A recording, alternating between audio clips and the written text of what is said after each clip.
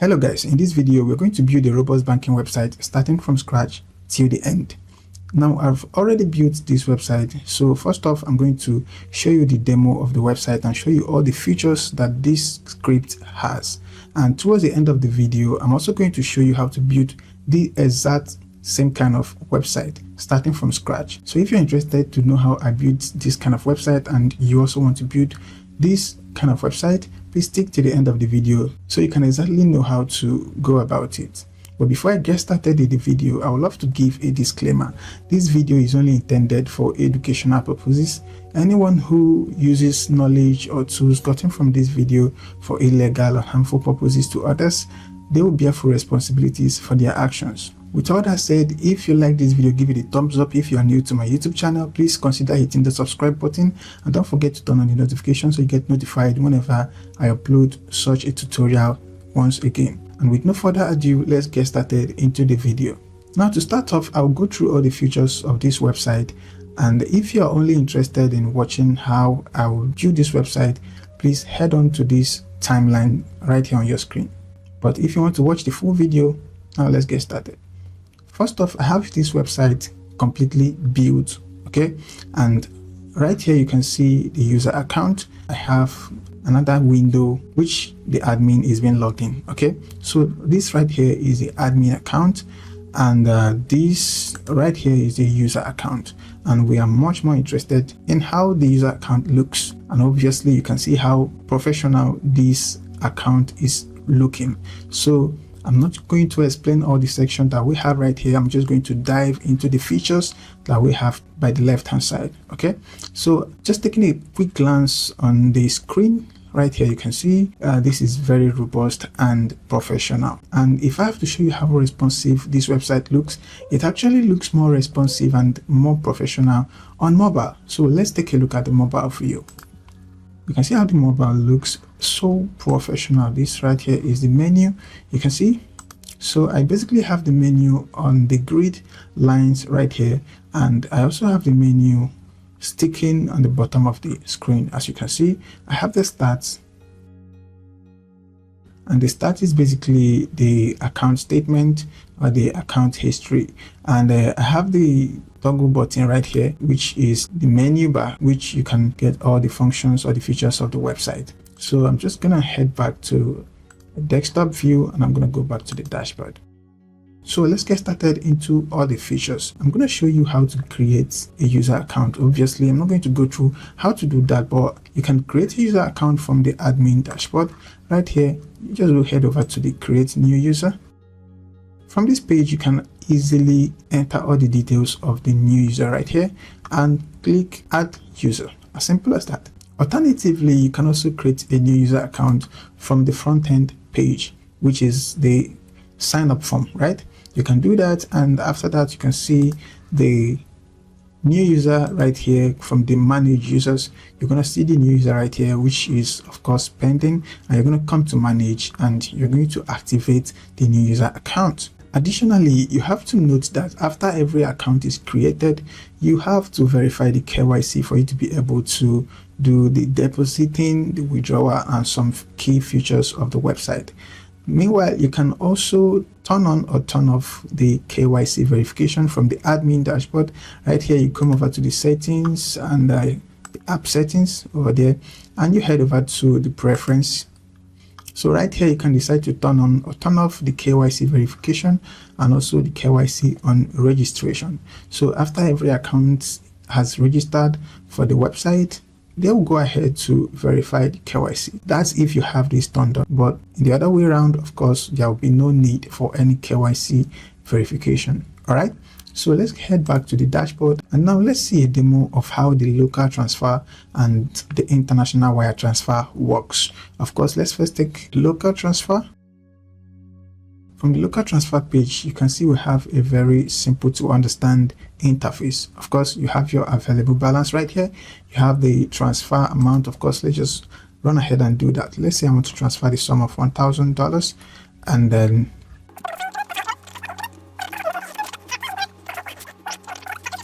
I enter the transaction pin and I click on preview transfer. And of course, if all the information is okay by me, I go ahead and click on confirm transfer. So you have to note that for the local transfer, you don't need the transfer codes, which includes some things like the COT code, the IMF code, the tax code, SWIFT code. For the local transfers, you don't actually need those codes. And we can see how the receipt here looks very professional and simple, right? You can click here to, print the receipt if you wish to, but I'm going to click on dashboard to go back to the dashboard. Since we have looked at the local transfer, let's go ahead to look at the international wire transfer. Now, looking at the international wire transfer page is looking a lot more interesting. I mean, a lot of things are going on here. We have the wire transfer, cryptocurrency, PayPal, wire transfer, Cash App, and we have even more options. Let's even see more options right here. You can see we have Skrill, Venmo, 𝐤𝐤, Revolut, and so on, guys. So a lot of things are actually going on right here, okay? But then what I have to tell you is that they basically work relatively the same way, okay? So for example, if I click on the wire transfer, and then we have this, you can see the amount, the beneficiary account name, account number, bank name, bank address. We basically have all the information, right? With the SWIFT code, the country, IBAN number, basically the international wire transfer details, okay? But I'm just going to show you how to make the wire transfer details just using the Bitcoin. You can see that one is actually very exceptional. So, but basically what you have to do here is fill up this information. Whenever you click on continue to transfer, you're going to be required to enter the IMF code, the SWIFT code, and the COT code one after the other, right? But I'm going to do that using the crypto. So let me go back to the international wire. Let's head over to the crypto. Now we are in the crypto. Let's say we want to wire the sum of 1,000, and you can see this is the BTC. Let's say we want to send the BTC, and the network is the native BTC, right? The normal BTC network that we all know, okay? So right here, I'm just going to enter my wallet address. Let's see, this is my wallet address. Of course, that's nobody's wallet address, okay? So, and I'll go ahead to enter my transaction PIN. Mind you, the transaction PIN, you set it whenever you are opening your account, and you can as well edit it, okay? It's not like a one-time something. So the note is optional, so I'm going to leave that. And then I scroll down and click on continue. Right here, I click on confirm transfer. And this right here is the game, okay? You can see right here, before you proceed, additional verification is required. And the additional verification required is the IMF code. So basically, we head over to the admin dashboard, okay? Go over to manage users. Manage this particular user that I have. I mean, I only have one user so far, right? So I'm gonna copy the IMF code. So every user has unique codes. I mean, it's not just one code for all the users, okay? So when you create a user, they have their unique codes, okay? So I'm just gonna paste that. Click on confirm IMF code. Just stick with me. This is actually very, very robust. It might take longer than I even expected. Now, I'm being requested to, enter the SWIFT code. So, of course, I head over to admin once more, and then I copy up the SWIFT code, copy that. So I head on to the window and paste that, confirm SWIFT. And the last one is going to be the COT code, okay? So I head over to the admin once more, copy that. It's necessary that you understand that only the admin will have access to these codes, okay? The users don't have access to these codes. So I have access to these codes because I am the admin. Very simple to understand. So I provide that and click on confirm COT code, and this is the last one. Now, if you actually enabled the OTP, this is the time you're going to receive the OTP through your email, right? But I did not enable that. And later in the tutorial, I'm going to show you how to enable that, okay? And so the transaction is now successful. You can see you have successfully transferred this to the BTC wallet. So just click here to go back. So we are done with the local transfer and the international transfer. So let's just go through quickly the deposit feature right here. So when I click on deposit, now from the deposit, you can see we also have some options to choose from. So select deposit method. We have the bank transfer, the PayPal, the Bitcoin, and we could even have more. Let me show you something. When I head over to the admin dashboard and I head over to the settings, the payment settings. So when I told you that we could even have more, you can see we have a lot more here. Okay, I think we have 1, 2, 3, 4, 5, 6, 7, and 8. 8 of them, if I'm correct about that, 8 of them. Okay, and we only have the 3 enabled. We have the bank transfer, we have the PayPal, we have the Bitcoin. So to enable any of these, just go ahead and click on the I icon right there, if that's even correct, and then enter the minimum amount. Just fill up the form, enter your payment information and click on save changes, and don't also forget to change the status to enable. Okay, and go ahead and click on save changes. But I'm just going to go back. So that's for me to tell you that we could even have more payment options. Now if I head back to the user account, so this time around I'm also going to go with the Bitcoin. Okay, you can as well go with the bank transfer or the PayPal. It depends on how you set it, but I just choose to go with the Bitcoin because they have more interesting features that I want you to see. All right, so I'm just gonna go with the Bitcoin, and then I enter my amount. I just love to click it from here. Let's say I want to deposit the sum of 1,000 through BTC. Okay, now I click on continue to deposit. From this, you can see the QR code has been generated for us, and you can see also the wallet address, and I can assure you that this QR code is dynamically generated right now. Okay, it's generated with the amount. You can see the amount right here. So when you scan this QR code, you're going to see the amount, letting you know that the QR code is generated for only this transaction. There are unique QR codes for each transactions. Okay, so the user can go ahead to transfer or scan this to transfer to the wallets, and then after they are done, they're going to go ahead to upload their payment proof over here. I guess I'll just have to do that. Okay, so let me upload payment proof. And then sorry about that. I'm sorry about that. So I just click on submit payment. It just has to be you. Okay, my bad. All right, as you can see, the deposit has been completed. Okay, so if I head over to the admin dashboard right there and I head on to the deposits, you can see user deposits option, and of course you can see the deposits of these through this Bitcoin, and the status is pending. Okay, so if I click on the process right now, the transaction is going to be processed, as you can see right here. So if I head back to the user dashboard, and this is the balance so far, so I could just reload this page right here, and of course the balance is going to be impacted. You can see that. So the balance has been added by 1,000, and if I have to confirm that, I will go to transactions, and I should be able to see the transactions in the history. You can see that, yeah, this is it. This is it through the Bitcoin. You can see that, yeah, that's it. So right about now, I think we are done with the deposits feature. We have seen how that works, and let's head on to the loan feature. Okay, so if I click on the loan request, we're going to see how the loan works. I just collected a loan, so I might not be able to take another loan. Oh yeah, as you can see that loan application restricted. You currently have an active or pending loan. Yes, I do, of course. So while testing this out, I've actually applied for a loan. So basically, let's go to the admin dashboard and let's see the loan application, and let's view the active loans. So right about now, I will just have to process the loan to finish up the loan so that I could be able to apply for another loan, so you can see how it works.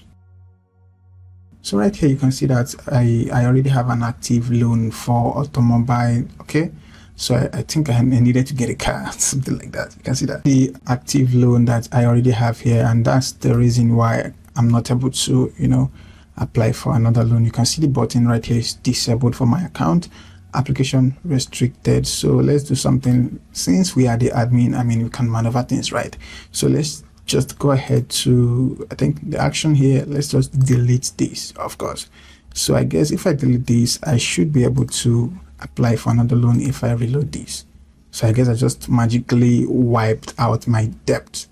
Yes, I did it. So now if I scroll all the way down, you can see that I have the ability to apply for a new loan. Okay, so I click on the apply for a loan, and you can see this right here is a form.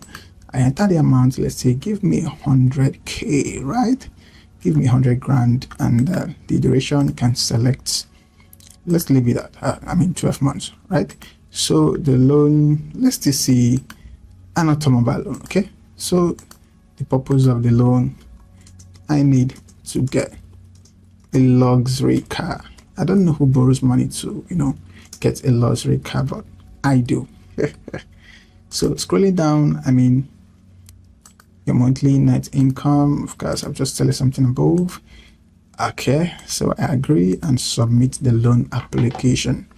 You're gonna see how awesome this works. Okay, you can see loan applications restricted. Of course I'm not able to apply for more loans. So right now my loan application has not been accepted, else you're going to see it reflect on my balance. But let's head over to the admin, since we are the admin, and let's accept the loan.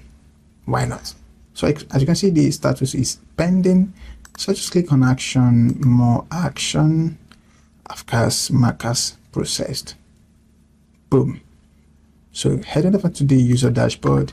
So let's just kind of reload this page, and you can see, just have a look at my balance right there. Just have a look. Boom, you can see 100 grand added to my balance. That means my loan application has been accepted. You can see, please check your existing loans for more information. So you can check your existing loan by clicking here, and you can also check your existing loans by clicking the loan history. So let's just, why not let's go with the link they provided. Of course, you can see my existing loan is 100 grand. I need to get a luxury car. So you can see processed, of course, boom. So that gets us to the next feature of this script, which is the IRS tax refund right here. Okay, you can see the IRS tax refund. I just don't know why I've already done this before making this video, but it's just what it is. Okay, I don't think I have to just go back to delete it and redo it again. It's just a form that you have to fill with your SSN, with your information basically. I just click on submit, and also you head over to the admin dashboard, head on to the IRS refund, pending refunds, and then for now let's just go over to the all refunds, and you can see that I've already applied and I've approved my refund, of course. So to view pending refunds, you can as well click here. So but for now we have no pending refund request. Okay, so that's just basically how the IRS tax refund feature of the script works. Okay, so right here you can just simply send an email to any of your users. So you can either send it to all users, or you can send it to user without active investment plans, or you can just choose the category of the users. Then of course you're greeting whatever you type in your message, and you send to their inboxes. Okay, so this right here, you can also create more administrators. From here you can click on add manager, and of course fill in the information and click on save user. So right here you can also manage admins. You can remove more admins. Of course you can see that. So I already have only this account right now, which is the admin. Okay. So having reviewed all these features, power packed features, it's very, very robust. You can attest that this script is one of a kind. Okay, you can attest to that. So you can see all the amazing features. You can see you also have the opportunity to apply for cards. For example, I click on the cards. So right here you can see my active card. Okay, you can see my active card right there, and then you can as well apply for more cards. Right here, click on apply for a card. Of course I'm not going to do that. I'm just show you how to do that. You can either choose between the Visa, MasterCard, American Express. Select the level right here. Is it a platinum? Is it black, gold, standard? Just select anyone you wish, and then fill up the information and click on apply for cards. Of course, from the user dashboard, you're going to go to virtual cards, all cards, or pending application. Of course, you get to approve any of them. So that's just how that works. Now let's also head back to the admin once more. I'm sorry about that. Now if you want to credit any user from the admin dashboard, I think I forgot to show you how to do that. Of course, I go to the manage users, and from this page I just go ahead and click on the manage. So from here, of course, I click on actions, and you can see fund or debit user. You can enter the amount right here. Let's say $1,000. Okay, $1,000 account balance. Of course, to fund, you can as well debit. Of course, let's say crypto deposit, or let's say even a local transfer. Okay, and the description, that just popped up, of course. And right here you can backdate. Okay, you can backdate. From here you can even choose years before. So let's go 2024 May. Let's go May 14th, and we're good. So you can choose if you want to send an email notification or not. So of course I'll send, and I'll fund the account. So I funded the account with a $1,000. Okay, so if I head back, you can see my available balance is 320. Okay, now if I refresh, it should be 321. Okay, so let's go. Let's get that. Of course it's 321. So I go back to the dashboard homepage, and right here, and you can also see the account is active. So if your account is showing inactive, that means your account is dormant. And let me show you how to do that. So whenever you create a new account, it's going to be inactive, which means dormant. So let me show you how to do that. Now if your account is inactive, you can't actually transact, you can't make a transaction. Okay, so when you head on to this page, you remember how we got here. Okay, let me just go back. So when you head to the manage users, click on manage. So I'm just trying to point you how we got here. Okay, and you click on actions. Right here you can see turn on dormant accounts.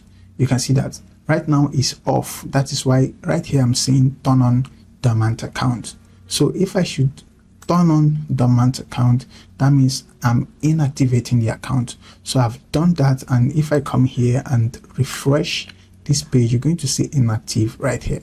Let's see that. Of course you can see that. So if the account is in this page right now, I am not able to make any local transfer, international transfer, or even a deposit. Okay, so let me just head back, and right here you can see I have turned off dormant account, which means my account is on dormant, and I'll have to just click here to turn it off. As simple as that. Okay, so let me still head back and show you that my account is now active. That's if you just want to verify that. So you can see how many features that this script has. I didn't even bother to show you how the KYC verification works, because it's going to waste our time. So right about now, I think I've shown you all the key features of this script, and right about now it's time that we head on to how to build this kind of website. I'm excited to get started. I hope you are too. So let's get started. So right about now, I'm logged into my cPanel, but I can't get started if I don't recommend you where you can buy a strong domain name and hosting that is capable of hosting this kind of website. Okay, so that brings me to HostGrid. So let's get started, and let me show you how to buy domain name and hosting from HostGrid. Now we head straight to hostgrid.com. From the web hosting menu option, we'll go over to the shared hosting, and from this page, of course, I select the plan that I can afford. Thank you. Now from the domain page, I search for the domain I want to register, and of course choose the TLD that I want, and you can see my domain is available. I click on add to cart, and then of course continue. And now it's time to configure the billing cycle for the hosting account, which we have the monthly, the quarterly, semi-annually, and annually. But in this tutorial, I'm just going to go with the monthly. Of course, I don't want to spend much. I click on continue, and I click on continue next. Now on the review and checkout page, of course, we have your order summary, and if you have an account, you can go ahead to enter your account details. If not, just feel free to fill the form to register a new account. Or for me, I already have an account. Of course, I'm going to enter my email and also my account password, and then of course I'm going to choose a payment method that I want to use to pay for this invoice, and of course any additional page, and then I agree to terms and conditions. Of course, I continue. And here comes the paystack payment page, which we have a lot of options, and my favorite is actually the transfer. I'm just gonna go ahead to make the transfer right here, and then boom, the transfer is gone, and of course my order is complete. All right, now we are done. We've gotten our domain name and we've gotten our hosting account and we've logged into the cPanel. Now let's get started together, of course. So I log into my cPanel, as you can see right here, and I head on to the file manager. From the file manager, I head straight to the public HTML. Okay, so from the public_HTML, you can already see that we have loads of directories and files. Of course, these directories and files gave birth to this website that we just explored right now. Okay, so what I'm going to do right now, so as not to waste so much time installing the script, you can see the zip file, okay, that gave birth to all of these. So to get this zip file, just kindly shoot me a DM. Okay, my contact details will be in the description of this video, so just shoot me a DM and of course we're going to negotiate and you're going to get this script right here. This is the single script that you need to build the website I just showed you some minutes ago. Okay, so right about now what I'm going to do is to delete all these files and directories right here. Okay, so that minus this. Okay, so let's get started. If I click on select all, and I'm just going to unselect these. Okay, this right here is the zip file and I don't want to go through the process of uploading it again and having to wait for it to get uploaded. Okay, having selected all the files and unselected this one, I'm going to click on delete. Okay, so right about now our website is broken, of course. So if I come here and if I reload this page, it's broken, bro. It's broken. Let's head back and fix this website.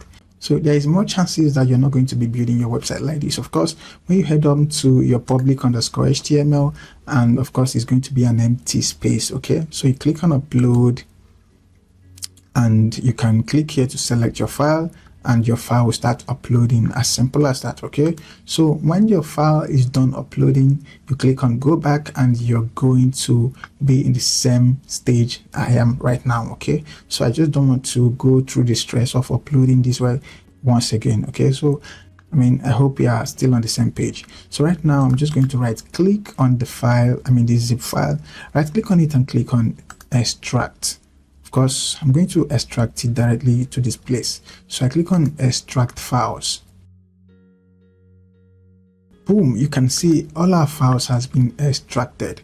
And in some cases, you're going to see the files extract in another folder. Okay, so all what you have to do is open up the folder. So let's just take this app folder for an example.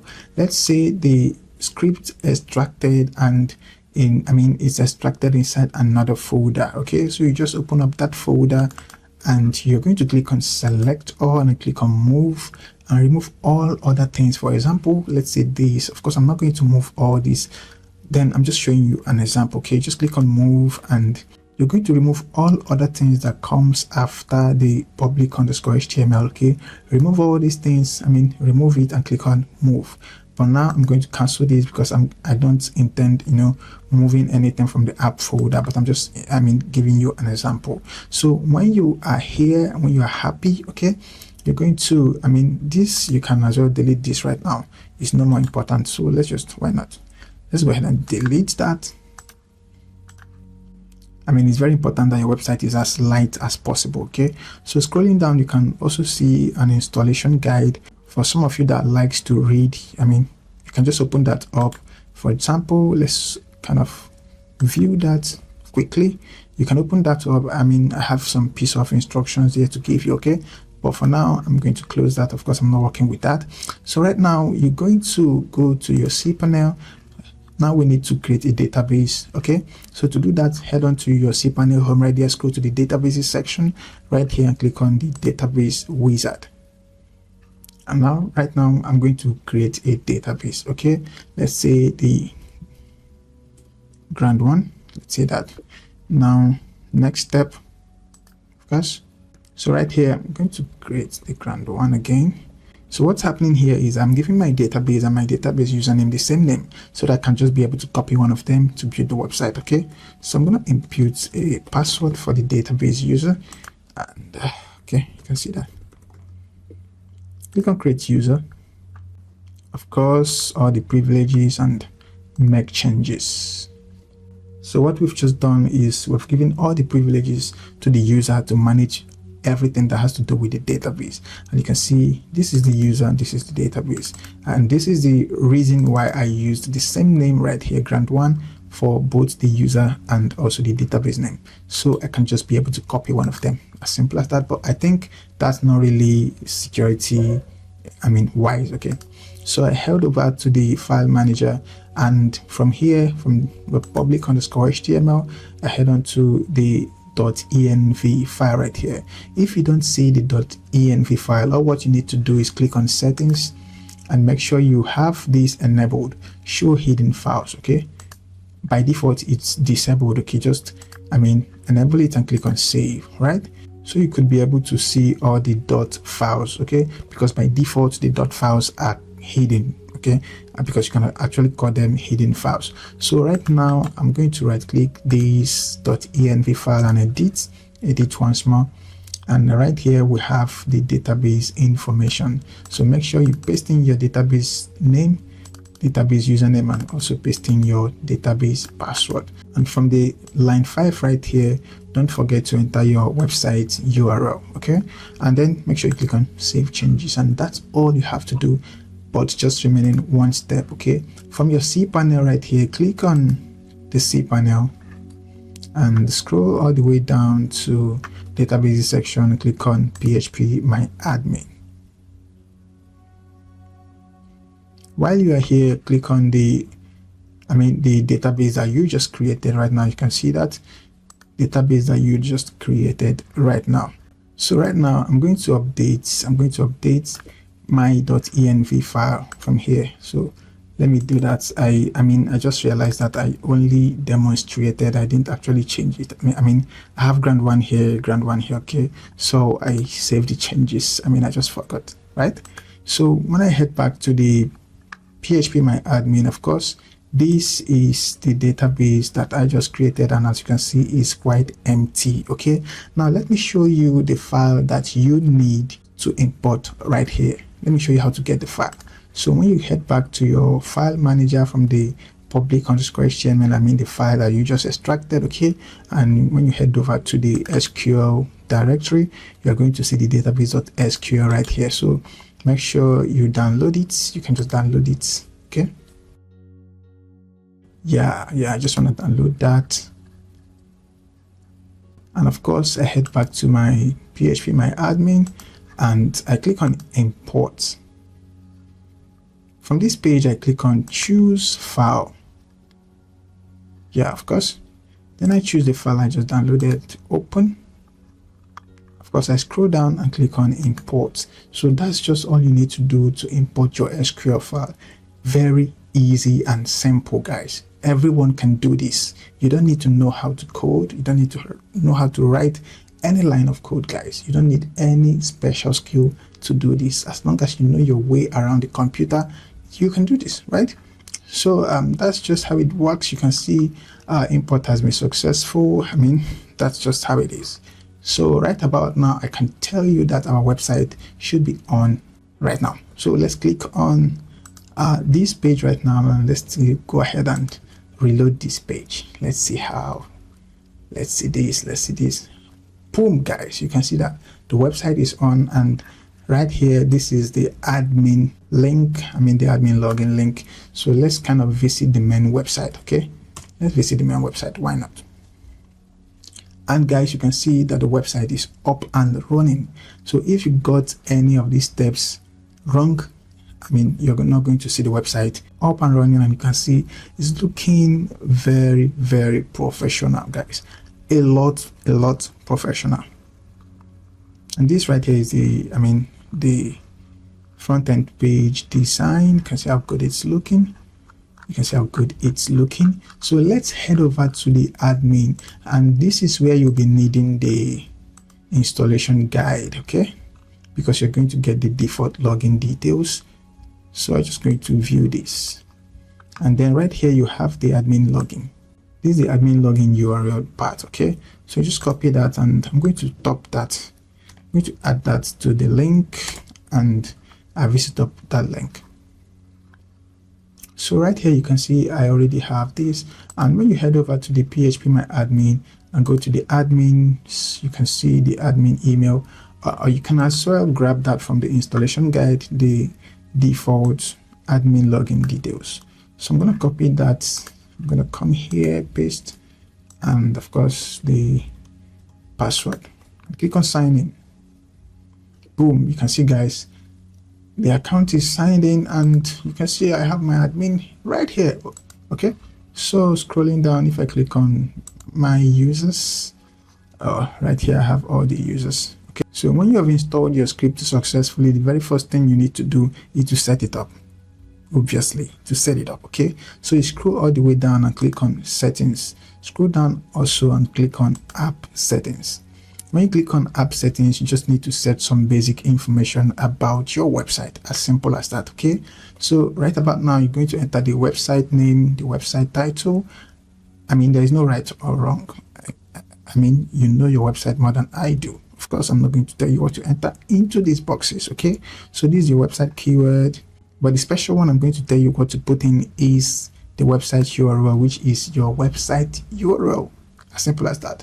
So let's say my website URL is royaldemos.top. Okay, so and then the bank address, the WhatsApp number, blah blah blah. This right there is the 𝐤𝐤 live chat ID. I'm not going to go into that right now, but you can just set up a 𝐤𝐤 account, you know, paste the live chat ID over here, and you're good to go. So right now you can turn on or turn off the SMS. Of course, just leave that off. I mean, who needs SMS? I mean, this is the installation type, the main domain, of course. And right here, you can change the logo and the fav icon. Of course, if you need to do that, just click here, select a logo for yourself, and then boom, you can, you know, upload the logo, of course. And you can see the recommended size right here, maximum width of 200 pixels.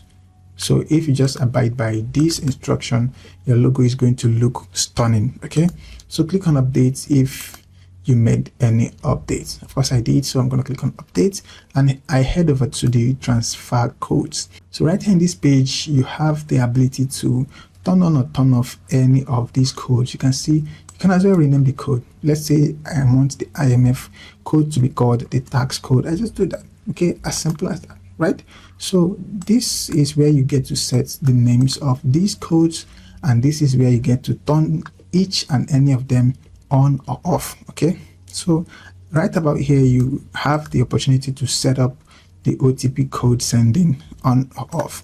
I like to leave that off for the demo. Okay, so I just click on updates. So anyone you click on update, you're going to head back to the website information tab, right? So I head back to the preference, which is the next one.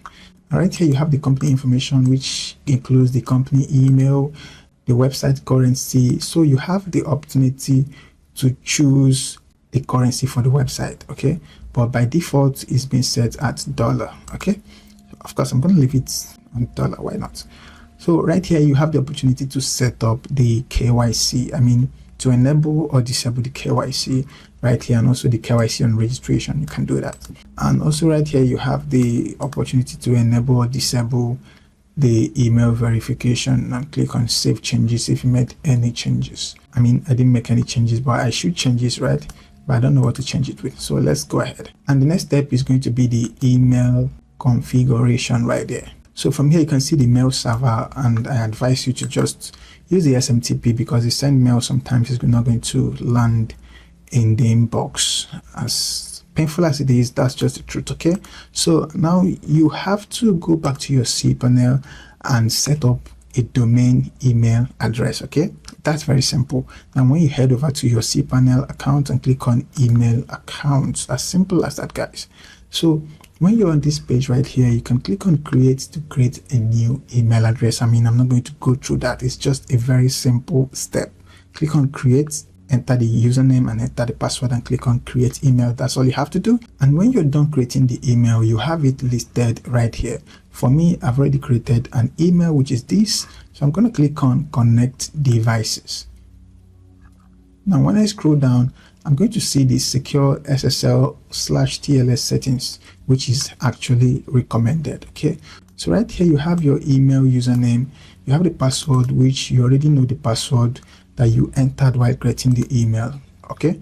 And you have the incoming server, the outgoing server. The outgoing server is going to be referred to as the email host or the SMTP host, okay?